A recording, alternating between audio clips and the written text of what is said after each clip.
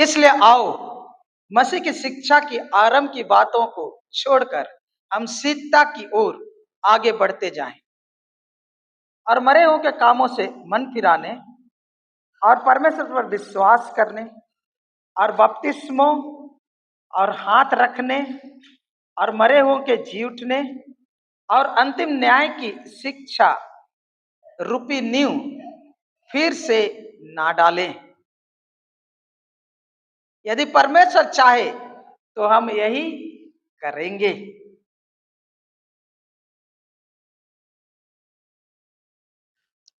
आइए हम सरों को झुकाएं, प्रार्थना करेंगे। अपने अपने लिए प्रार्थना करें कि आज का वचन आपके जीवन में जगह पाए, परमेश्वर आपको समझ दे। अगर नहीं समझेंगे तो कोई लाभ नहीं है, क्योंकि शैतान चुग लेगा कौवे की नहीं। आइए हम अपने अपने लिए प्रार्थना करें। पवित्र पिता, ये वचन तेरा, हम सब तेरे हैं, हमसे तू बोलो और बातचीत कर। प्रभु आज हम तुझसे प्रार्थना करते हैं, अनुग्रह कर, अनुग्रह कर। हमारे हृदय में से हर एक प्रकार के कटीली झाड़ियों को तू उखाड़ फेंक प्रभु, हर एक पथरीलापन को उखाड़ फेंक पिता, और कठोरता को हमारे जीवन से दूर कर अपने अनुग्रह, अपनी समझ, अपनी करुणा, अपनी दया, अपने प्रेम, अपने स्नेह के द्वारा हमारे हृदय को तू सेचित कर। हमारे हृदय को, हमारे प्राण को, हमारे आत्मा को उपजाऊ जमीन बना। तेरा अभिषेक पूरे मंडली पर होने पाए, एक एक शब्द प्रभु हमारे जीवन में घर पाए। यीशु के नाम में मांगते हैं, आमेन।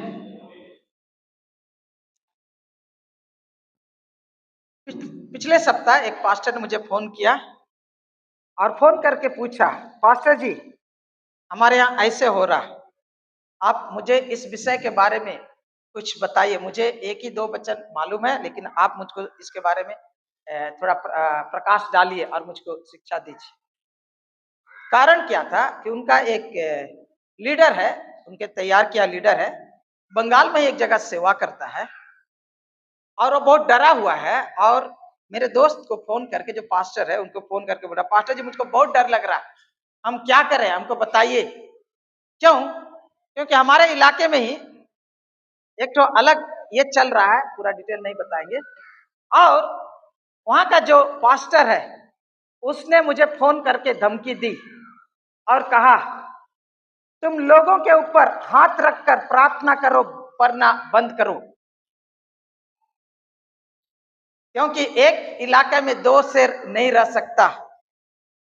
अगर तुम बंद नहीं कर रहे हुए तो मैं आपको बता देता हूं कि हमारे बाउंसर लोग, 10 बाउंसर लोग तुमको ढूंढ रहे हैं। हमारे 10 बाउंसर है, तुम्हें ढूंढ रहे हैं। तो वो जानता है कि क्या इसका मतलब क्या है, बाउंसर कौन लोग रखते हैं, क्या रखते हैं, आप लोग समझते हैं। एक पास्टर इनको दूसरे एक व्यक्ति को धमकी दे के कह रहा कि तुम हाथ देकर प्रार्थना करना बंद करो, नहीं तो अंजाम खतरा होने वाला है। फिर इसी महीना में हमने भाई सौभिक दास का गवाही को पढ़ा, जो हमारे प्रताप भाई ने मुझे बंगला से हिंदी में अनुवाद कर दिया, क्योंकि हाथ के द्वारा लिखा गया है। वो भाई आज यहाँ नहीं आए हैं, 3-4 बार आ चुके हैं। वो बपतिस्मा के इच्छुक है, तो मैंने उनको कहा अपना जीवन गवाही लिखने के लिए कहा।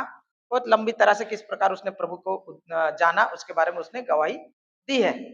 और उसमें एक बात उन्होंने कहा कि मैं बीमार पड़ गया था, और मैं बीमार पड़ जाने के कारण मैं 2021 में, सही अगर याद कर रहा हूं, तो मैं पंजाब गया था, लेकिन वहां पास्टर से बिना मिले मैं लौट कर आया, क्योंकि मैं एक किसान का लड़का हूं और मेरे पास वहां पर 16,000 रुपया देने के लिए मेरे पास था नहीं। इसलिए मैं निराश होकर लौट कर आया और बहुत रोया। फिर जनवरी महीना, फरवरी महीना के अंत में मैं जब नेपाल गया था, लौट कर आ रहा था, तो एक पास्टर ने अपने घर में, अपने सेवकाई में हमें बुलाया। वहां जब गया तो वहां भी मैंने इसके बारे में सुना। उसने भी एक पास्टर को पंजाब से बुलाया था अपने एरिया में सेवा करने के लिए, और काफी खर्चा किया था। इसलिए उस पास्टर ने उनको मदद किया, उसको वो प्रोग्राम तो किया, खर्च कर उनके वो प्रोग्राम करने के बाद इतना खर्चा हो गया कि 1.5 साल से 2 साल वो कर्ज अभी भी चुका रहा था, फरवरी महीना तक चुका रहा था। तो वो पास्टर जो है उनको मदद करने के लिए क्या किया, उसने लोगों को बोला कि हम आपके लिए हम प्रार्थना कर देंगे, आपके लिए हम लोग प्रार्थना कर देंगे। और 3 प्रकार का प्रार्थना किया गया। एक है 2,500 वाला प्रार्थना हाथ रखकर, एक है 1,000 वाला, और एक है 500 वाला।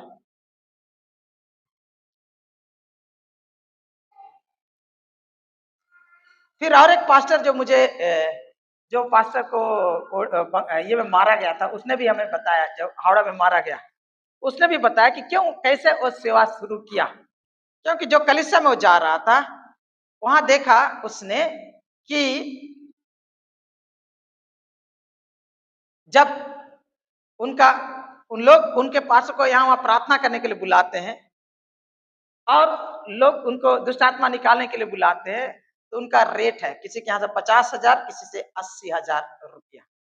तो इसने उनको बोला ये गलत चीज है, आप ये बंद कीजिए। तो उन्हीं के ऊपर झूठा मूठा इल्जाम लगाया गया और इतनी बेइज्जती की कि वो बेचारा चर्च छोड़कर निकल गया और आज खुद सेवा कर रहा है।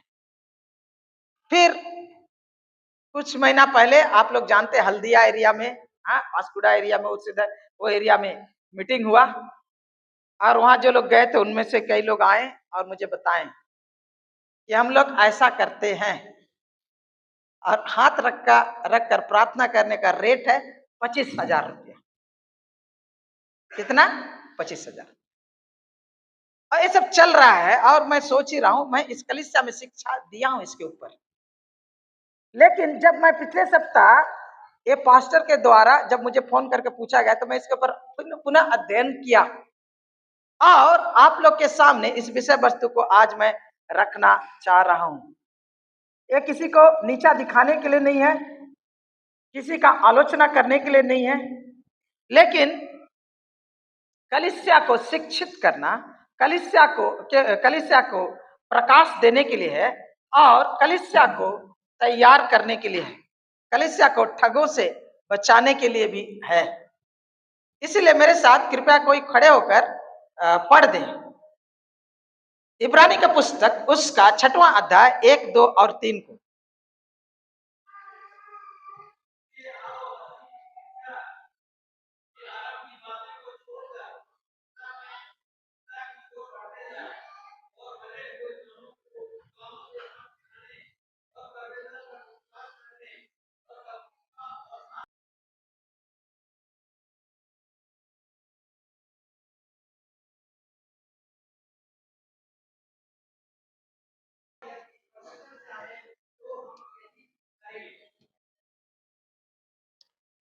इस वचन को जब हम लोग देखते हैं तो हम लोग पाते हैं कई चीजों को जो आप लोग के सामने मैं रख देना चाहता हूं। इब्रानी के पुस्तक को जब हम लोग पढ़ते हैं तो यहाँ पर बहुत कुछ लिखा हुआ है, ठीक है। और अगर आप पढ़ेंगे 5 अध्याय का 13 पद से, तो यहाँ पर लिखा हुआ है क्योंकि दूध पीने वाले बच्चों को तो धर्म के वचन की पहचान नहीं होती, क्योंकि वह बालक है। 11 पद से मैं पढ़ रहा हूं 5 अध्याय का। इसके विषय में हमें बहुत सी बातें कहनी है जिसका समझना भी कठिन है, इसलिए कि तुम ऊंचा सुनने लगे हो। समय के विचार से तो तुम्हें गुरु हो जाना चाहिए था, तो भी आवश्यक हो गया है कि कोई तुम्हें परमेश्वर की वचनों की आदि शिक्षा फिर से सिखाए। तुम तो ऐसे हो गए जिन्हें अन्न के बदले अब तक दूध ही चाहिए, क्योंकि दूध पीने वाले बच्चे को तो धर्म के वचन की पहचान नहीं होती, क्योंकि वह बालक है। 14 पद 5 का। पर अन्न सयानों के लिए है, जिनकी ज्ञानेन्द्रिय अभ्यास करते करते भले बुरे के में भेद करने में निपुण हो गई है। भले बुरे में भेद करने में क्या हो गए? निपुण हो गई है। 6 अध्याय। इसलिए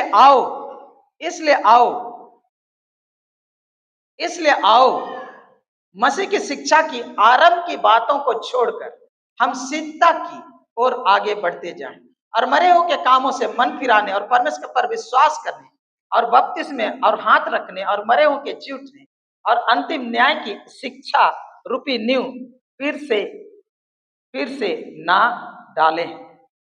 यदि परमेश्वर चाहे तो हम यही करेंगे। और मेरा विश्वास है कि परमेश्वर चाहता है कि मैं यही करूं, और इसीलिए मैं आप लोग के सामने इस विषय को रख रहा हूं। इस वचन को जब हम लोग पढ़ते हैं तो पाते हैं कि इसलिए आओ मसीह की शिक्षा की आरंभ की बातों को छोड़कर, उसके बाद बोलते हैं 2 पद में, और बपतिस्मा और हाथ रखने, बपतिस्मा और हाथ रखने और मरे हुओं के जी उठने और अनंत न्याय की शिक्षा रूपी नींव फिर से ना डाले, फिर से ना डाले। जब इस वचन को देखते हैं तो आप लोग को इसमें से कई बातों को हम रखना चाहते हैं। गौर करें इस वचन को। हाथ रखना मसीह का सिद्धांत है। हाथ रखकर प्रार्थना करना मसीह का सिद्धांत है। ये बाइबल सम्मत सिद्धांत मनुष्य की शिक्षा नहीं है। हाथ रखकर प्रार्थना करना मनुष्य की शिक्षा नहीं है, वरन परमेश्वर के वचन का सिद्धांत है या बुनियादी सिद्धांत है। अगर गौर करेंगे तो पाएंगे ये बुनियादी सिद्धांत है, मूलभूत सिद्धांत है, नींव वाली सिद्धांत है, और ये नींव वाली डॉक्ट्रिन है। नींव वाली क्या है? डॉक्ट्रिन है। हम चाहे जो भी माने, जो भी विश्वास करें, हमें मूलभूत सिद्धांतों पर अनिवार्य रूप से विश्वास करना चाहिए। नहीं तो आप बेबुनियाद घर की तरह हैं, आप बिना पेंदी के लोटा की तरह हैं, क्योंकि वचन इस प्रकार कहता है, इसलिए आओ मसीह की शिक्षा की आरंभ की बातों को छोड़कर हम सीधता की ओर बढ़ते जाए और मरे हुए के कामों से मन फिराने और परमेश्वर पर विश्वास करने और बपतिस्मा और हाथ रखने और मरे हुए के जी उठने और अनंत न्याय की शिक्षा रूपी नींव, क्या बोलता है? शिक्षा रूपी नींव। नींव है मसीह जीवन का जो नींव है। तो नींव क्या है? शिक्षा का नींव। और क्या बोलता है शिक्षा का नींव? ये शिक्षा का जो नींव बोल रहा है वो बोलता है कि हाथ रखना भी बुनियादी शिक्षाओं में से एक है, फाउंडेशनल डॉक्ट्रिन है। अगर आपके पास, किसी के पास अगर इंग्लिश बाइबल है तो कृपया 6 अध्याय का 1, 2, 3 को पढ़ दे। आपके पास अगर इंग्लिश बाइबल है तो मेहरबानी करके 6 अध्याय का 1, 2, 3 को पढ़ दे।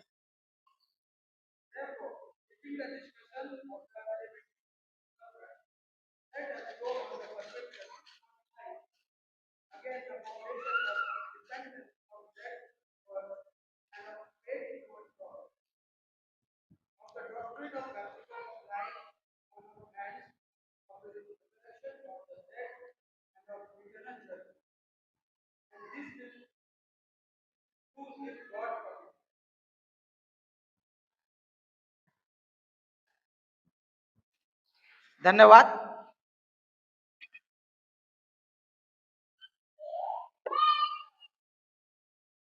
तो यहाँ पर हम लोग देख रहे हैं क्या बोलता है वहां पर, वो शब्द है डॉक्ट्रिन शब्द। क्या बोलता है? और एक बार पढ़िए, वही शब्द को वहीं पर खाली आखिरी हिसाब पढ़िए। Doctrine of baptism. समझ मारा? यहाँ जो शब्द है वही शिक्षा रूपी नींव। आप लोग बहुत लोग डॉक्ट्रिन बोले से समझते हैं, यानी कि ये डॉक्ट्रिन महत्वपूर्ण चीज है, बुनियादी चीज है। और बुनियादी यहाँ 6 प्रकार का बुनियादी शिक्षा है। उसमें से एक शिक्षा क्या है? हाथ रखना। और इसीलिए मैं आप लोग को सिखा रहा हूं, क्योंकि इसके ऊपर बहुत सारा उल्टा पुल्टा आज शिक्षा मिल रहा है। आइए हम लोग देखें बाइबल इसके बारे में क्या बताता है। पुराना नियम से हम लोग देखेंगे, उसके बाद नया नियम से देखेंगे, और आप लोग के सामने चित्र को हम साफ कर देंगे। हमारे पास समय कम है, लेकिन जल्दी जल्दी हम लोग देखेंगे। मेहरबानी करके खोलिए निर्गमन का पुस्तक, उसका 29 अध्याय का 10, 15 और 29 पद मैं आप लोगों के लिए पढ़ दे रहा हूं।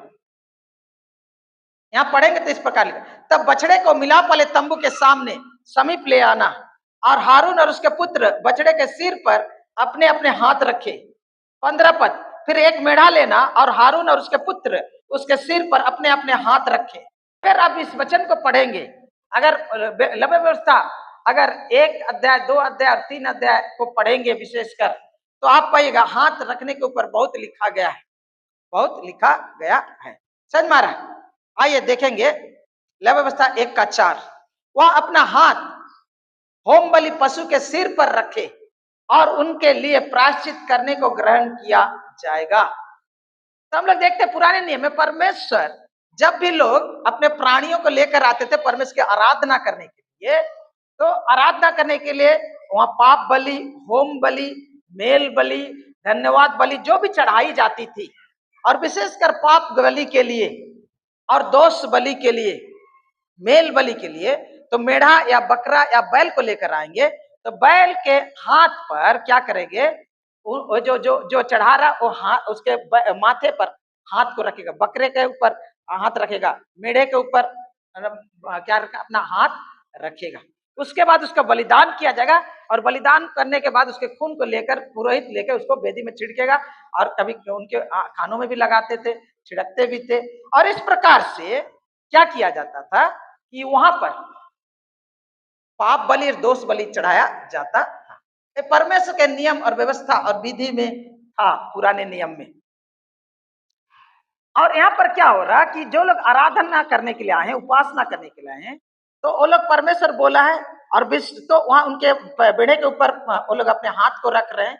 तो विश्वास के द्वारा जो बलिदान वहां चढ़ाया जा रहा है, तो क्या हो रहा कि इसने जो पाप अपराध और गुनाह किया, ये इसके ऊपर ट्रांसफर हो रहा है।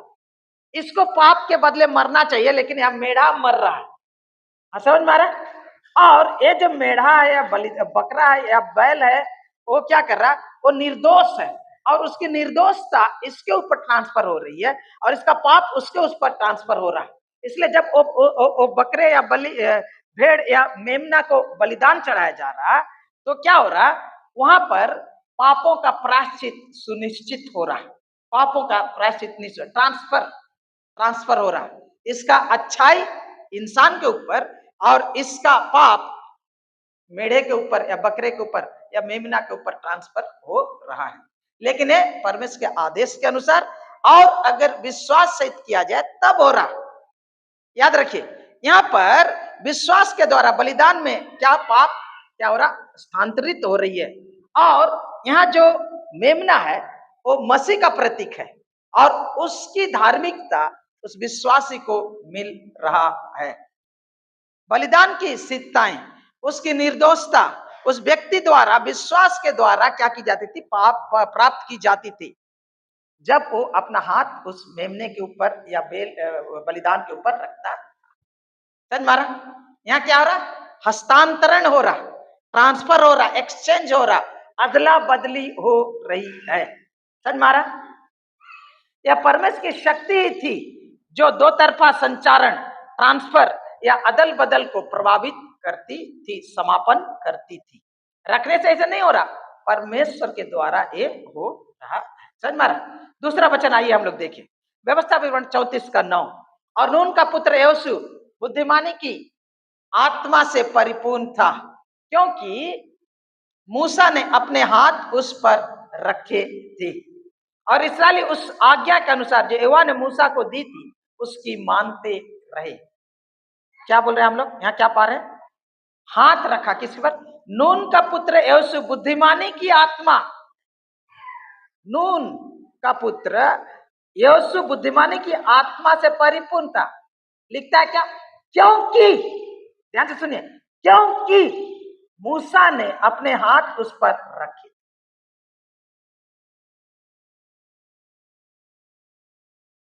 समझ में आ रहा, मूसा ने उस पर अपने हाथ रखे थे। यहोशू में भी मूसा जैसा ही बुद्धि का आत्मा निवास करता था। क्यों? क्योंकि मूसा ने उस पर अपने हाथ रखे थे। मूसा ने उस पर अपने हाथ रखे। इससे यह निष्कर्ष निकलता है, अंजाम ये होता है, अर्थ ये निकलता है कि मूसा के पास जो कुछ भी था वह उसके हाथ रखने के द्वारा यहोशू के ऊपर, यहोशू के अंदर ट्रांसफर हुआ, स्थानांतरित हुआ। समझ में आ रहा है? क्या हुआ, ट्रांसफर हुआ या स्थानांतरित हुआ। जब विश्वासी लोग आज के जमाने में भी, जब विश्वासी लोग प्रभु यीशु मसीह के नाम पर जब लोगों पर अपना हाथ रखते हैं और विश्वासी लोग विश्वास के द्वारा उसको स्वीकार करते हैं या ग्रहण करते हैं, तो कुछ अद्भुत, कुछ महान, कुछ शक्तिशाली घटित होता है। एक आत्मिक संप्रेषण होता है, एक आत्मिक सुपुर्दगी होती है, एक आत्मिक प्रदान होता है, या एक आत्मिक परिधान होता है। कहने का मतलब यह है कि जब एक व्यक्ति हाथ रख रहा है दूसरे के ऊपर और प्रार्थना कर रहा है, तो वहां संप्रेषण हो रहा है, ट्रांसफर हो रहा है, एक्सचेंज हो रहा है। आत्मिक सुपुर्दगी, कुछ चीजों को उनको सौंपा जा रहा है और कोई चीजों को दिया जा रहा है। समझ में आ रहा? कोई चीजों को क्या किया जा रहा है? दिया जा रहा है। हाथ रखना एक प्रतीकात्मक चिन्ह के रूप में और आत्मिक क्रिया है जिससे किसी पर हाथ रखकर प्रार्थना की जाती है। एक चिन्ह है और एक आत्मिक प्रक्रिया है। समझ में आ रहा? एक चिन्ह है, एक प्रतीकात्मक चिन्ह है और ये आत्मिक प्रक्रिया है। ठीक है? या एक दृश्यमान शारीरिक कार्य या बाहरी कार्य है जिसके द्वारा अदृश्य रूप से आत्मिक सच्चाइयां, आत्मिक अभिव्यक्ति और आत्मिक बातें स्थानांतरित की जाती है, ट्रांसफर की जाती है। यहां बाहर से ऐसे दिख रहा है आपको हाथ रखा जा रहा है, ठीक है, लेकिन अदृश्य आत्मिक सच्चाइयां, आत्मिक बातें, आत्मिक अभिव्यक्ति, आत्मिक तथ्य क्या हो रहा? स्थानांतरित हो रही है। इसलिए एक डॉक्ट्रिन बोल के इब्रानी का पुस्तक बोलता है। इसका उद्देश्य क्या रहता है? आशीर्वाद या चंगाई या नियुक्ति या आत्मिक वरदान या पहचान को प्रकट करना या पहचान को प्रदान करना होता है। इसको हम लोग व्याख्या करेंगे अभी आने वाले ये में। आइए हम लोग देखें उत्पत्ति का पुस्तक उसका 48 अध्याय का 13 पद से मैं पढ़ रहा हूं। तब अय्यूब ने उन दोनों को लेकर अर्थात एप्रैम को अपने दाहिने हाथ से की, वह इसराइल के बाएं हाथ पड़े, मनश्शे को अपने बाएं हाथ से कि इसराइल के दाहिने हाथ पड़े, उन्हें उसके पास ले गया। तब इसराइल ने अपना दाहिना हाथ बढ़ाकर एप्रैम के सिर पर जो छोटा था और अपना बायां हाथ बढ़ाकर मनश्शे के सिर पर रख दिया। उसने तो जानबूझकर ऐसा किया, नहीं तो जेठा मनश्शे ही था, पर उसने यूसुफ को आशीर्वाद देकर कहा, परमेश्वर जिसके सम्मुख मेरे बाप दादे इब्राहिम और इसहाक चलते थे, वही परमेश्वर मेरे जन्म से लेकर आज के दिन तक मेरा चरवाहा बना है, और वही दूत मुझे सारी बुराइयों से छुड़ाता आया है। वही अब इन लड़कों को आशीष दे। इन लड़कों को क्या दे? आशीष दे, और ये मेरे और मेरे बाप दादे अब्राहम और इसहाक के कहलाएं और पृथ्वी में बहुतायत से बढ़े। आगे 17 पद। जब यूसुफ ने देखा कि मेरे पिता ने अपना दाहिना हाथ एप्रैम के सिर पर रखा है, तब यह बात उसको बुरी लगी, इसलिए उसने अपने पिता का हाथ इस मनसा से पकड़ लिया कि एप्रैम के सिर पर से उठाकर मनसे के सिर पर रख दे। और यूसुफ ने अपने पिता से कहा, हे पिता, ऐसा नहीं, क्योंकि जेठा यही है, अपना दाहिना हाथ उसके सिर पर रख। उसके पिता ने कहा, नहीं, सुन हे मेरे पुत्र, मैं इस बात को भली भांति जानता हूँ, यद्यपि इससे भी मनुष्य की एक मंडली उत्पन्न होगी और यह भी महान हो जाएगा, तो भी इसका छोटा भाई इससे अधिक महान हो जाएगा और उसके वंश से बहुत सी जातियां निकलेंगी। फिर उसने उसी दिन यह कहकर उनको आशीर्वाद दिया। क्या दिया? आशीर्वाद दिया। इस्राएली लोग तेरा नाम ले लेकर ऐसा आशीर्वाद दिया करें, परमेश्वर तुझे एप्रैम और मनश्शे के समान बना दे।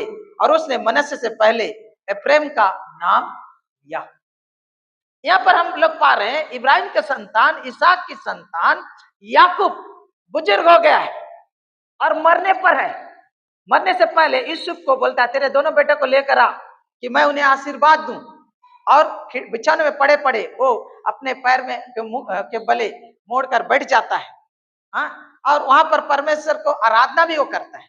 लेकिन उनके दोनों बेटों को लेकर जब आता है यूसुफ, तो यूसुफ क्या करता है कि अपना बड़ा बेटा को इधर लेकर आता है, छोटा बड़ा को इधर लेकर आता है, ताकि मेरा पिताजी उन पर क्या रखे? अपना हाथ रखे, बड़े पर दाहिना हाथ रखे और छोटे पर बायां हाथ रखे। लेकिन जब ऐसा लेकर तो आता है, लेकिन याकूब क्या करता है? हाथ को ऐसे करता है, दाहिना हाथ को बायां छोटा लड़का के ऊपर रखकर बायां हाथ को छोटा लड़के और वो लोग को आशीर्वाद वो दे देता है। तब यूसुफ को बुरा लगता है, ए बाप रे, गलती कर दे रहा पिताजी, बूढ़ा हो गया ना, क्या हुआ, नहीं दिखाई दे रहा ना, क्या ऐसे आंख तो दिखाई नहीं देता था उसको। लेकिन उसने बोला नहीं, ये बड़ा ये है, बड़ा इधर वाला है, छोटा इधर वाला। तो नहीं, कोई बात नहीं, मैं जानबूझकर ऐसा कर रहा हूं। और मैं आप लोग के सामने यहाँ पर हम लोग पाते, पहला चीज हम लोग जब देखते हैं, हाथ रखकर याकूब, जो हम लोग बोलते हैं पैट्रियार्क है, हमारे विश्वास का प्राचीन है, हाँ, हमारे पूर्वज है, उसने अपने संतानों को क्या किया, आशीष दी। इसलिए पुराना नियम में भी हाथ रखकर आशीष दी जाती थी। हालेलुया। आप लोग कितने कितने लोग अपने बच्चों को आशीष देते हैं? हाथ रखकर आशीष देते हैं। हम लोग बहुत विश करके नहीं, प्रार्थना पूर्वक आशीष दीजिए, प्रार्थना पूर्वक आशीष दीजिए। आज एक बच्चे को मैंने आशीष दिया, मैं आपको बताना चाहता हूं, आशीष दीजिए, ठीक है, क्योंकि दी जाती। दूसरा, पुराना नियम में जो हम लोग देखे ऑलरेडी, व्यवस्था लव व्यवस्था 1:4 को मैं पढ़ा हूं, वो अपना हाथ होम बलि के पशु के सिर पर रखे और उनके लिए प्रायश्चित करने को ग्रहण किया जाएगा। पाप का प्रायश्चित के लिए क्या करते थे, मेमने के ऊपर क्या करता था, बलि पशु के ऊपर हाथ रखा जाता था, उसको बलि किया जाता था और उसका खून को बहाया जाता, उनके उनके उनका जो मांस रहता था उसको वेदी में होम करके जलाया जाता था, तो उनके पाप का प्रायश्चित होता था। यानी कि जब एक बलि पशु के ऊपर अपना हाथ को रख रहे हैं, तो उस बलि पशु के साथ अपनी पहचान कर रहे हैं कि मुझको मरना चाहिए, लेकिन मेरे जगह में ए मर रहा है। बलि पशु के साथ पहचान पापों की क्षमा के लिए, पाप के प्रायश्चित के लिए किया जाता था। लवस्ता 16:21, और हारून अपने दोनों हाथों को जीवित बकरे पर रखकर, हारून महापुरोहित अपने दोनों हाथों को जीवित बकरे पर रखकर इस्राएलियों के सब अधर्म को, कामों और उनके सब अपराधों, उनके सारे पापों को अंगीकार करे और उनके बकरे के सिर पर धरकर उसको किसी मनुष्य के हाथ जो इस काम के लिए तैयार हो जंगल में भेज के छुड़वा दे। इस्राएल जाति में हाथ रखकर पापों का प्रायश्चित करना होता था, क्योंकि पाप की ट्रांसफर बाहरी रूप से तो होती थी हाथ रखने के द्वारा, आंतरिक रीति से होती थी परमेश्वर के द्वारा। समझ में आ रहा है, पाप प्रायश्चित के लिए किया जाता। तीसरा, अच्छा, और एक व्यवस्था है कि 4 का हम लोग देख लेना। अच्छा, आइए हम लोग तीसरा देखें, नियुक्ति के लिए या अधिकार प्रदान करने के लिए, हस्तांतरण करने के लिए। आगे गिनती का पुस्तक 27 का 18 से 23 पढ़ेंगे। एवा ने मूसा से कहा, तू नून के पुत्र यहोशू को लेकर उस पर हाथ रख, वह तो ऐसा पुरुष है जिसमें मेरा आत्मा बसा है, और उसको एलियाजर याजक के और सारी मंडली के सामने खड़ा करके उसके सामने आज्ञा दे और अपनी महिमा में से कुछ उसे दे, जिससे इस्राएलियों की सारी मंडली उसकी माना करे। ध्यान से सुनिए, यहाँ पर मूसा को परमेश्वर आदेश दे रहा कि अब तू तो नहीं जा सकता कानान देश में, तेरे जगह में यहोशू इनको लेकर जाएगा। इसके लिए मैं तुझे एक करना चाहता हूं कि तू नून के पुत्र यहोशू को लेकर उस पर अपने हाथ रख और अपनी महिमा में से कुछ उसे दे। समझ मारा, क्या कह रहा, लीडरशिप, लीडर इसराइल का वो है, अभी अगला लीडर कौन होगा, यहोशू होगा। इसलिए इसको नया लीडर के लिए नियुक्त करने के लिए, अपनी महिमा में से उसे कुछ देने के लिए, लोगों के सामने उसे लीडर के रूप में नियुक्त करने के लिए, स्थापित करने के लिए, प्रदर्शित करने के लिए, लीडरशिप ट्रांसफर करने के लिए उस पर उसने क्या रखे, हाथ रखे, हाथ रखे। समझ मारा, नियुक्ति के लिए, नियुक्ति के लिए, आशीर्वाद के लिए। दूसरा हम लोग देखें पाप के प्रायश्चित के लिए या पहचान के लिए। तीसरा नियुक्ति के लिए, अपॉइंटमेंट के लिए, और वह एलियाजर याजक के सामने खड़ा हुआ करे और इस्राएल उसके लिए एवा से उरीम की आज्ञा पूछा करे और इस्राएलियों की सारी मंडली समेत उसके कहने से जाया करे और उसी के कहने से लौट भी आया करे।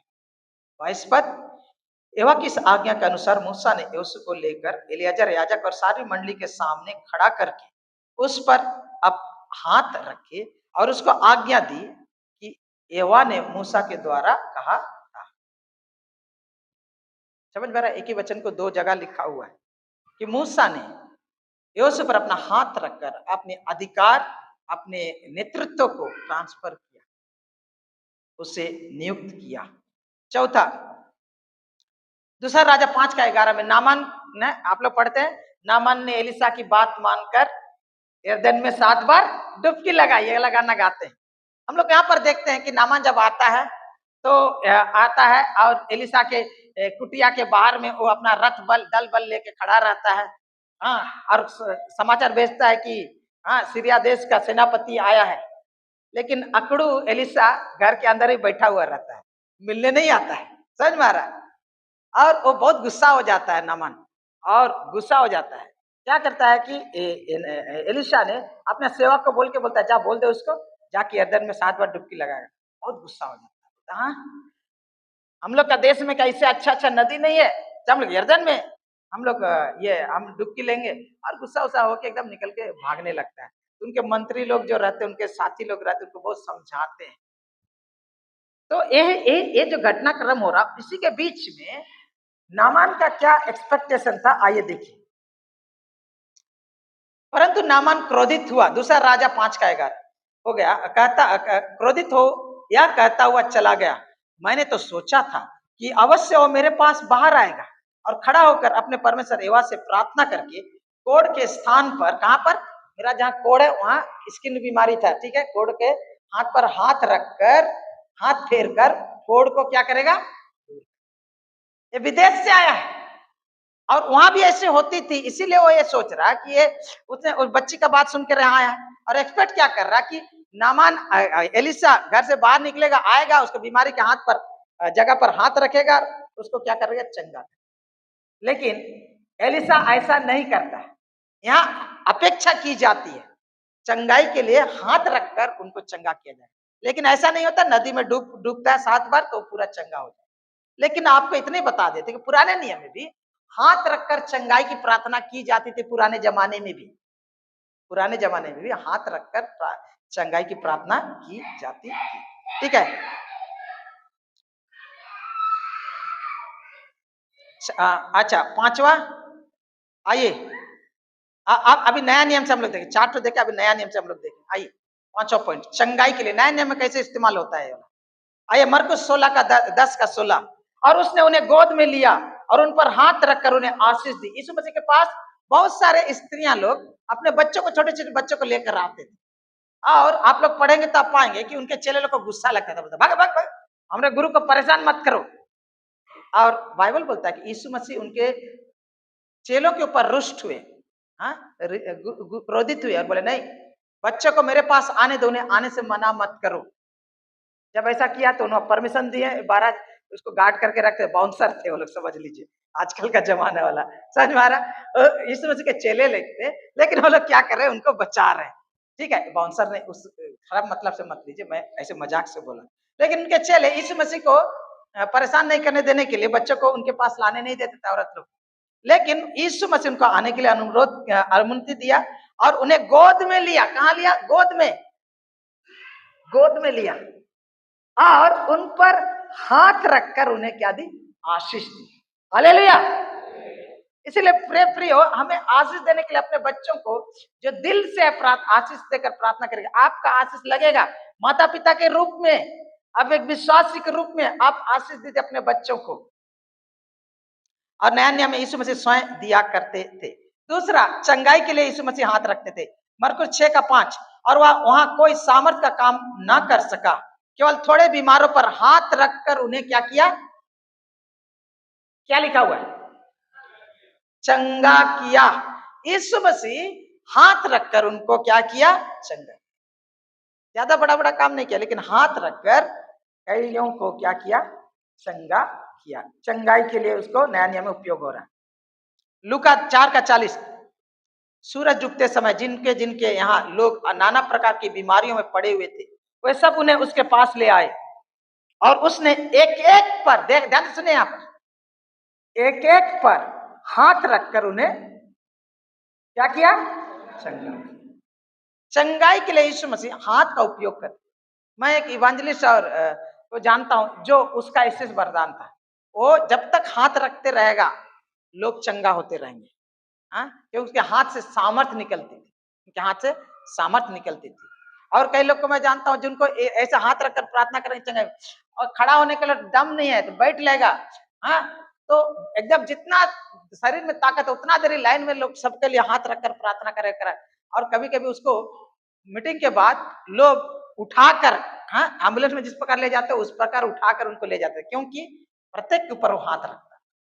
मेरे प्रिय, परमेश्वर किसी तरह से भी चंगाई दे सकता है, किसी तरह से भी चंगाई दे सकता है, लेकिन यहाँ यीशु मसीह स्वयं हाथ रखकर लोगों को चंगाई दिया कर। इसका उपयोग कैसे हो रहा है? चंगाई के लिए, आशीष देने के लिए, चंगाई के लिए। प्रेरितों का पुस्तक 9 का 17 से 18 में पढ़ रहा हूं। तब हनन्याह उठकर उस घर में गया और अपना हाथ रखकर कहा, हे भाई शाऊल, प्रभु अर्थात यीशु जो उस रास्ते में जिसे तू आया तुझे दिखाई दिया था, उसने मुझे भेजा है कि तू फिर दृष्टि पाए, पवित्र आत्मा से परिपूर्ण हो जाए। और तुरंत उसकी आंखों से छिलके से गिरे और वह देखने लगा और उठकर बपतिस्मा लिया।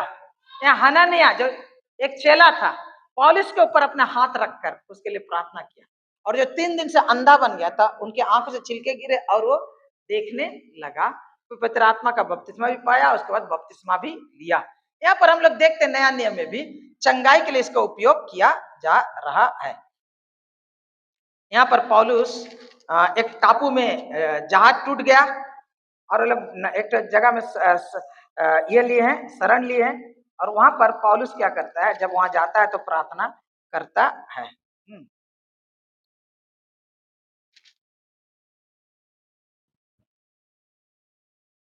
आइए देखिए 28 अध्याय का 7 पद से मैं पढ़ रहा हूं। उस जगह के आसपास उस टापू के प्रधान पुबलियुस की भूमि थी। उसने हमें अपने घर से ले जाकर 3 दिन मित्र भाव से पौनाई की।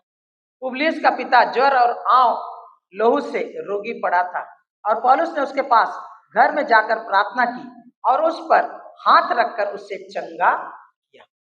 हम लोग पा रहे हैं कि पौलुस भी हाथ रखकर प्रार्थना करता था और चंगाई लोगों को प्राप्त होती थी। तो नया नियम हम लोग पाते, चंगाई के लिए भी उसका उपयोग हो रहा है। आइए और एक देखें, प्रेरितों की पुस्तक 8 का 17 को जब हम पढ़ते हैं तो हम लोग पाते, तब उन्होंने उन पर हाथ रखे और उन्होंने पवित्र आत्मा पाया। यहाँ पर हम लोग पतरस पाते हैं। पतरस क्या करता है, समरिया में जाता है, वहां फिलिपुस जाकर प्रचार करता है और बहुत सारे चेले बन जाते हैं, बपतिस्मा भी लेते हैं, लेकिन उनको पवित्र आत्मा का दान नहीं मिल रहता। तो पतरस और यूहन्ना वहां जाते हैं, उन पर हाथ रखकर प्रार्थना करते हैं, और क्या हुआ, पवित्र आत्मा उनको प्राप्त होता है।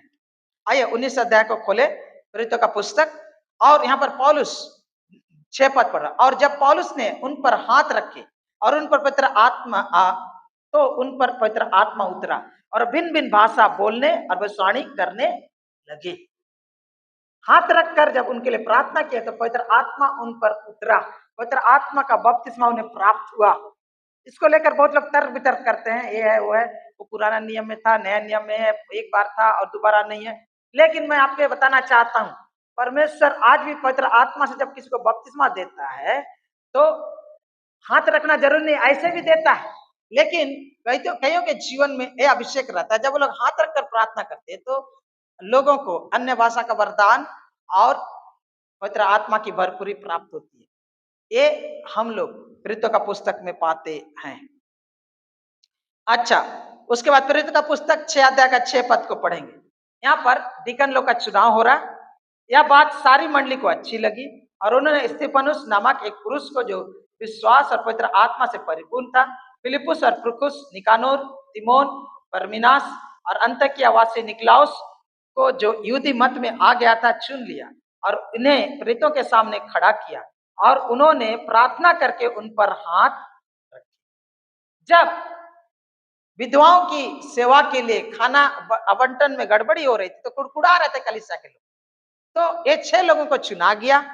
चुनने के बाद कलीसिया के सामने खड़ा किया गया और क्या किया, प्रेरितों ने क्या किया, उन पर हाथ रखकर उनको क्या किया, अपॉइंट किया, तुम लोग एक काम करो।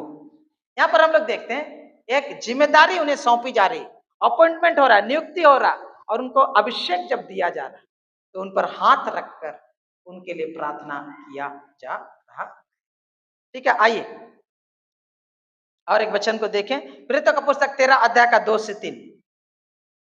यहाँ पर पहला मिशनरी यात्रा में पौलुस और सिलास निकलने वाले हैं। प्रेरितों का पुस्तक 13 का 2। जब उपवास सहित प्रभु की उपासना कर रहे थे तो पवित्र आत्मा ने कहा, मेरे लिए बरनबास और शाऊल को उस काम के लिए अलग करो जिसके लिए मैंने उन्हें बुलाया। तब उन्होंने उपवास और प्रार्थना करके उन पर हाथ रखकर उन्हें विदा किया। यहां पर देखिए, ये लोग परमेश्वर को बुलाया है और लोग सेवा के लिए निकलने वाले हैं, उपवास और प्रार्थना वो कर रहे हैं पवित्र आत्मा ने भविष्यवाणी के द्वारा या कैसे, लेकिन उन्होंने परमेश्वर ने उनसे बातचीत किया और वहां पर उन्होंने क्या किया, पौलुस और सिलास को क्या किया, हाँ, उसको अलग कर दिया, उन पर हाथ रखे, प्रार्थना करके उसको मिशनरी काम के लिए भेज दिया। नियुक्ति और अभिषेक क्या हो रहा। नवा, आइए हम लोग देखें, यहाँ पर आत्मिक वरदान, नियुक्ति और अभिषेक भी हो रहा, लेकिन आत्मिक वरदान भी यहाँ प्राप्त हो रहा। आइए देखेंगे पहला तिमोथी 4:14। कोई खड़े होकर पढ़ दे पीछे से, मैं बहुत देर से पढ़ रहा हूं। पहला तिमोथी 4:14 कोई पढ़ दीजिए, नया नियम में है। हाँ हाँ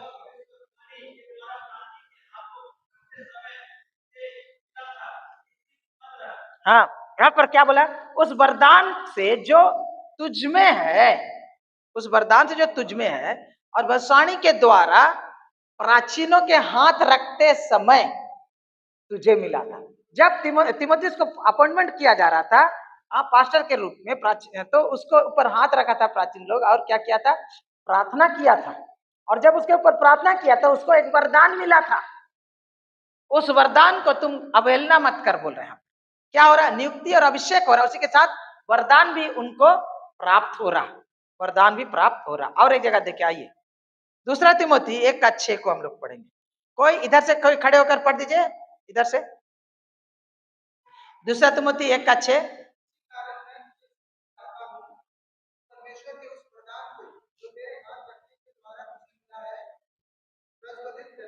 क्या बोलता है, इसी कारण मैं तुझे सुधि दिलाता हूं कि तू परमेश्वर के उस वरदान को जो मेरे हाथ रखने के द्वारा तुझे मिला है।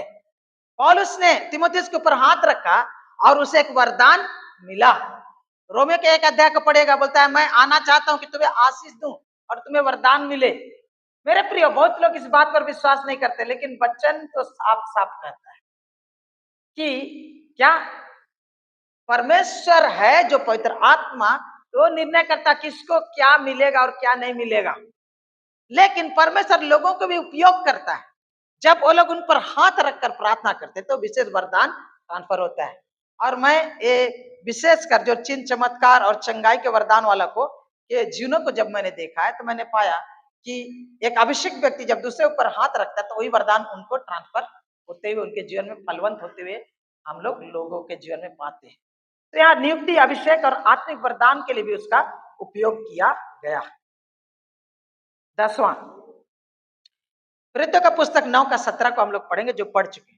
तब हनन्याह उठकर उन घर में गया और उस पर अपना हाथ रखकर कहा, हे भाई शाऊल, प्रभु अर्थात यीशु जो उस रास्ते में जिससे तू आया तुझे दिखाई दिया था, उसी ने मुझे भेजा है कि तू फिर दृष्टि पाए और पवित्र आत्मा से परिपूर्ण हो। यहाँ पर हम लोग पा रहे हैं कि पौलुस जो शाऊल था कलीसिया को सता रहा था और कलीसिया उसे डर रही थी और हनन्याह भी उसके लिए प्रार्थना करने नहीं चाह रहा था। लेकिन हम लोग पाते हैं कि परमेश्वर हनन्याह को भेजता है, हनन्याह उसके ऊपर हाथ रखता है और उसको इंग्लिश बोलता है रेस्टोर करता है। और बाद में हम लोग पाते हैं कि बरनबास उसे कलीसिया के ऊपर ले, सब लोग उसको डरते थे, बरनबास उसको कलीसिया के पास ले जाता है, उनका परिचय देता है और बाद में लोग पौलुस को अपनाते हैं, बोलते ये भी सच्चा चेला है। मेल मिलाप और पुनः स्थापना के लिए उसको उपयोग किया जाता है हाथ रखकर।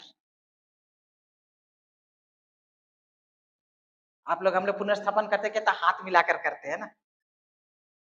मैं आपके सामने जो बात को बताना चाह रहा हूं प्रभु, हम लोग 10 पॉइंट देखे, पुराने नियम में 4 पॉइंट और नए नियम में 10 पॉइंट, 6 पॉइंट। और आप लोग के सामने जो बात को मैं रख रहा हूं यह है कि जैसा कि मैंने शुरुआत में आप लोग को कहा, और वो ये है कि हाथ रखना मनुष्य का इजाद किया मामूली या ढकोसला नहीं है, वरन ये शास्त्र सम्मत है, ये मसीह की शिक्षा का हिस्सा है और ये मसीह के शिक्षा या डॉक्ट्रिन में से एक है जो बाइबल में हमें इसे बोलते हैं बुनियादी शिक्षा, बुनियादी शिक्षा। मेरे प्रियो, इसीलिए इससे अवहेलना ना करें, लेकिन इसका गलत उपयोग आज संसार में हो रहा है। तो गलत उपयोग कैसे ना हो, इसके बारे में मैं आप लोग को अगले सप्ताह शिक्षा दूंगा। अभी समय हो चला, मैं आपको इतना ही बताना चाह रहा हूं कि हाथ रखना मसीह का सिद्धांत है। ये बाइबल सम्मत सिद्धांत है, मनुष्य की शिक्षा नहीं। ये बुनियादी सिद्धांत है, मूलभूत सिद्धांत है, नींव वाली सिद्धांत है, नींव वाली डॉक्ट्रिन है। और इसलिए इसे विश्वास भी करना चाहिए और उपयोग भी करना चाहिए। लेकिन आज हम लोग पाते हैं इसका दुरुपयोग बहुत हो रहा, जो मैंने शुरुआत में आप लोग के सामने बताया। अगले सप्ताह इसके ऊपर हम लोग देखें कैसा इसका दुरुपयोग हो रहा है और दुरुपयोग नहीं होना चाहिए। इसके लिए हम लोग को सीखने की जरूरत है। पुराना नियम एक बात को आप लोग पाइएगा, यूसुफ के बारे में शुरुआत होता है तो लिखा हुआ है, यूसुफ जहां गया बोलता है एवा का हाथ उस पर था। क्या बोलता है? एवा का हाथ उस पर, एवा का हाथ उस पर था। क्या बताता है? परमेश्वर की उपस्थिति, परमेश्वर का अनुग्रह, परमेश्वर के आशीष, परमेश्वर का सुरक्षा एक व्यक्ति के जीवन में पाया जाता है। इसलिए मेरे प्रियो, इसके प्रति आपका क्या धारणा है, क्या नहीं है मालूम नहीं, लेकिन वचन कहता है एक बुनियादी डॉक्ट्रिन, अरे वचन संगत है। हाँ, लेकिन सावधानी बरतने की जरूरत है, क्योंकि वचन बोलता है कि मेरी प्रजा, ज्ञान के ना होने के कारण मेरी प्रजा नाश। परमेश्वर करे कि आप और हम इसका सही सद अर्थ को समझे और सही उपयोग को भी समझे। आइए हम प्रार्थना करें। पवित्र पिता, हमारे कलीसिया को हम तेरा धन्यवाद देते हैं कि आज तेरे वचन से हमने सुना और सीखा। अनुग्रह प्रदान करके हमारे सोच विचार, हमारी धारणाएं, हमारा विश्वास, हम लोग का प्रतीति तेरे वचन के अधीन हो। और परमेश्वर प्रभु, आज हम मांगते हैं परमेश्वर प्रभु कि हम जब इस विधि का उपयोग करते हैं तो बुद्धिमानी से करें। पवित्र पिता, हमारे कलीसिया को समझदार बना, परिपक्व बना। भारत की कलीसिया को समझदार बना, परिपक्व बना। और हम प्रार्थना करते हैं प्रभु, इनके दुरुपयोग को तू रोक परमेश्वर, इनके दुरुपयोग को तू रोक पिता। यीशु नासरी के नाम में हम मांगते हैं, आमीन। और अब त्रिएक परमेश्वर पिता, पुत्र, पवित्र आत्मा की सहभागिता हमें से प्रत्येक के साथ अब से लेकर सदा बनी रहे, आमीन।